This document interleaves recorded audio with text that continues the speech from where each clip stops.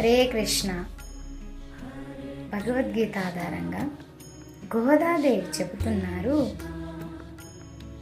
లెగవమ్మా, ఇంటి వెనకాతల బావిలో తామర పువ్వులు కొన్ని విచ్చుకున్నాయి, కొన్ని ముడుచుకున్నాయి, ఇంకా మొద్దు నిద్రలో ఉంటావు, సిగ్గులేదా అని అంటున్నారు.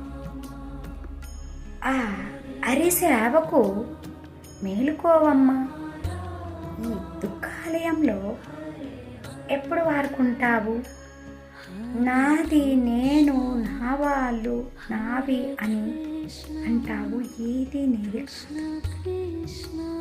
మనం అజ్ఞాన అంధకారంలో ఉన్నాము. గోదాదేవి మనల్ని అరిసేవకి, ఈ కుంట నుంచి ఆ వైకుంఠానికి తీసుకువెళ్ళడానికి మనలను మేల్కొల్పుతున్నాడు గోదాదేవి. తన భక్తులను రక్షించడానికి తన బలమైన భుజాలపైన శంఖచక్రాలను మోస్తున్నారు. ప్రతి ఒక్క ఆడపిల్ల హరిసేవ చెయ్యాలి. ఏడుస్తున్నారు. ప్రతి ఒక్క మాతృమూర్తి ఆ హరినామ సేవను చేయాలి.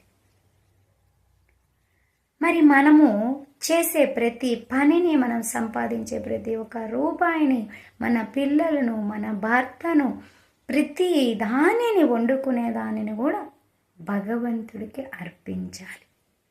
మనము చేసే పని భగవంతుడు నచ్చుతున్నాడా లేదా అని ఆలోచించాలి. మనము ఖర్చు చేసే ప్రతిదీ భగవంతుడు కీర్తిని పంచే విధంగా ఉండాలి. భక్తులను చూసి వాళ్ళు భక్తి చెయ్యడానికి ట్రై చేస్తున్నారు. అటువంటి వారిని చూసి హేళన చేయకూడదు. వీళ్ళు భక్తులైపోయారు, వీళ్ళు అందులో మునిగిపోయారు అని హేళన చేయకూడదు. అదే కర్మ, తప్పు.